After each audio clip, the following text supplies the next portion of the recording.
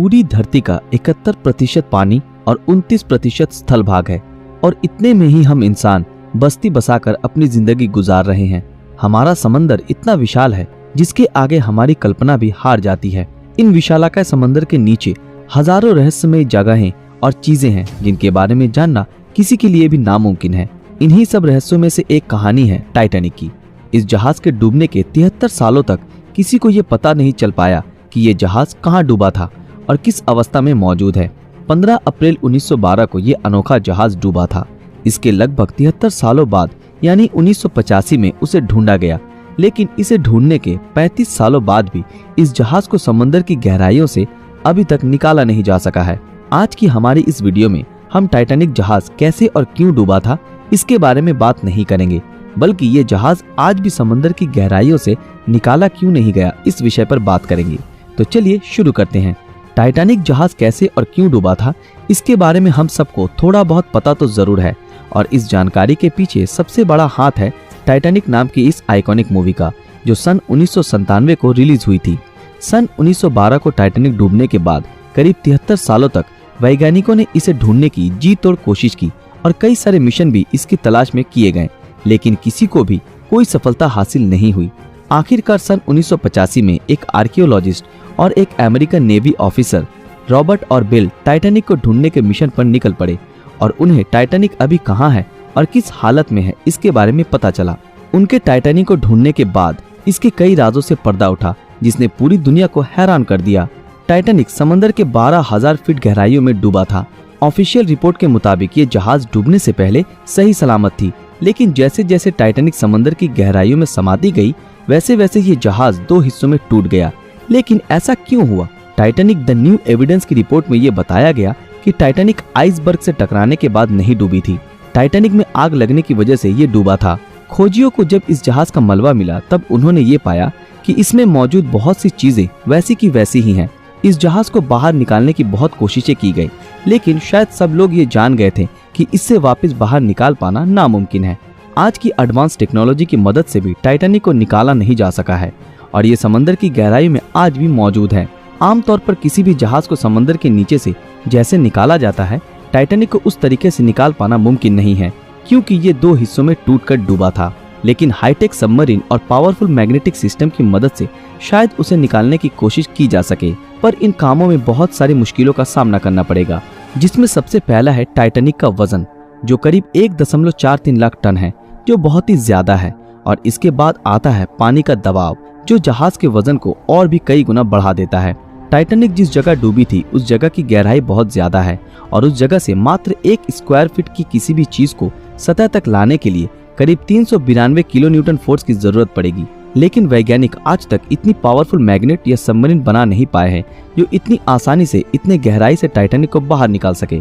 शुरुआत में वैज्ञानिकों के पास टाइटैनिक को बाहर निकालने का कोई प्लान नहीं था, इसलिए उन्होंने कई मजेदार तरीके ट्राई किए टाइटैनिक को बाहर निकालने के लिए, जिसमें सबसे पहला पिंग पोंग बॉल की मदद से टाइटैनिक को रिकवर करने का प्लान सोचा। जी हाँ दोस्तों, आपने बिल्कुल सही सुना, पिंग पोंग बॉल। वैज्ञानिकों ने ये तरकीब लगाई कि वो डूबे टाइटैनिक जहाज में पिंग पोंग बॉल भर देंगे ताकि ये बॉल ऊपर की तरफ दबाव डाले और ऐसे करके सबमरीन या फिर बड़े मैग्नेट की मदद से जहाज को बाहर निकालना मुमकिन हो। लेकिन तब वैज्ञानिकों के दिमाग में ये बात नहीं आई कि ये पिंग पोंग बॉल समंदर की गहराइयों तक जाते ही पानी के दबाव से फट जाएंगे। तब वैज्ञानिकों ने बड़े बड़े बैलून्स की मदद से इस काम को अंजाम देने की परिकल्पना की। उन्होंने ये सोचा कि अगर हजारों लाखों बलून्स में हीलियम गैस भरकर इन बलून्स को जहाज से बांध दिया जाए तब ये बलून्स ऊपर की तरफ दबाव डालेंगे और ऐसे करके टाइटैनिक को निकाला जा सकेगा। लेकिन तब वैज्ञानिकों ने ये नहीं सोचा कि इतने गहरे पानी में इन बलून्स में हीलियम गैस कैसे भरी जाएगी, और ये भी एक फ्लॉप आइडिया था। आखिरकार वैज्ञानिकों ने ये तरकीब लगाई कि बर्फ की डेंसिटी पानी की तुलना में कम होती है और जिसलिए बर्फ पानी में तैरता है। उन्होंने ये सोचा कि टाइटैनिक जिस जगह पर मौजूद है, अगर किसी भी तरह उस जगह के पानी को बर्फ में तब्दील कर दिया जाए तो ऐसे करने से जहाज पानी के ऊपर तक आ जाएगा। इस तरकीब को बताया अमेरिका के एक इंजीनियर जॉन पियरे ने। उन्होंने अपनी रिसर्च में ये बताया कि इसमें अधिक मात्रा में लिक्विड नाइट्रोजन की जरूरत पड़ेगी और ये आइडिया बहुत ही कमाल का था।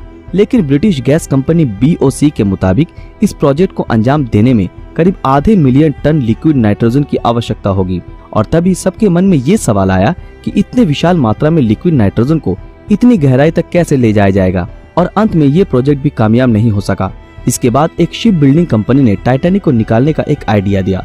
उनके मुताबिक सबसे पहले टाइटैनिक पे जमे शैवाल को और गंदगी को साफ करना पड़ेगा और इसके लिए एक पावरफुल वैक्यूम क्लीनर जैसी मशीन की जरूरत होगी। इसके बाद एक मजबूत लोहे की मोटी तार से टाइटैनिक को इस बोट से जोड़ देना पड़ेगा और बाकी का काम ये मशीन ही कर देगा। और एक ऐसी सबमरीन का जुगाड़ करना पड़ेगा जिसका टैंक गैस से फुल हो। सिर्फ इतना ही नहीं, इस प्रोजेक्ट के लिए भारी मात्रा में बिजली की आवश्यकता होगी। रिसर्चरों के मुताबिक इस प्रोजेक्ट को अंजाम देने के लिए 20 मिलियन किलोवाट बिजली की जरूरत होगी और इस बिजली के उत्पादन के लिए एक पावर प्लांट की भी जरूरत है। लेकिन समस्या ये थी कि समंदर की इस गहराई में पावर प्लांट कैसे बनाया जाए। वैज्ञानिकों ने फ्लोटिंग पावर प्लांट बनाने के बारे में भी सोचा, पर इतनी गहराई में इलेक्ट्रिक वायर टिक नहीं पाएगी। पानी के अधिक दबाव से ये वायर फट जाएगी। कैसे भी करके अगर इस प्रोजेक्ट को अंजाम दे भी दिया गया तो फिर भी ये प्रोजेक्ट काफी महंगी साबित होगी। इसलिए इस प्रोजेक्ट को तुरंत बंद कर दिया गया। बहुत सी बड़ी बड़ी कंपनियों ने इस प्रोजेक्ट को अंजाम देना चाहा, पर इसमें इतना खर्च है कि इसके बारे में नहीं सोचना ही बेहतर है, क्योंकि टाइटैनिक को बाहर निकालने में जितना खर्च है उस पैसे की रिकवरी करना नामुमकिन के बराबर है। इसी कारणवश इस प्रोजेक्ट को कोई भी अंजाम नहीं देना चाहता। अगर कोई कंपनी इसे निकाल कर म्यूजियम में रख भी दे तो भी इसमें किए गए खर्च को रिकवर करने में 100 साल से भी ज्यादा का समय लग जाएगा। हालांकि इस अनोखे जहाज से लोगों की इमोशंस जुड़ी है, लेकिन फिर भी कोई कंपनी इतना बड़ा रिस्क लेना नहीं चाहती। वैज्ञानिकों के मुताबिक बैक्टीरियाओं ने इसके मलबे को खोखला कर दिया है और आने वाले कुछ सालों में ये बैक्टीरिया टाइटैनिक को पूरी तरह तहस नहस कर देंगे। सिर्फ इतना ही नहीं, टाइटैनिक बहुत से सामुद्रिक मछलियों का घर बन चुका है। इसलिए यूनेस्को ने साल 2001 में टाइटैनिक को under water cultural heritage protected site declare कर दिया है। कहा जाता है कि इस जहाज को निकालने में जितना खर्चा होगा उतने पैसे में दूसरी और भी बेहतर जहाज खरीदी जा सकती है और कोई भी कंपनी ऐसी बेवकूफी करना नहीं चाहेगी। वैसे तो इस जहाज को कभी समंदर की गहराइयों से बाहर नहीं निकाला जा सकता, और अगर ये जहाज ऐसे समंदर में आने वाले दिनों में भी टिकी रही तो हमारी आने वाली नस्ल भी इसकी रहस्यमयी गाथाओं को जान पाएगी। दोस्तों, आज के लिए बस इतना ही। उम्मीद करते हैं आज की हमारी ये वीडियो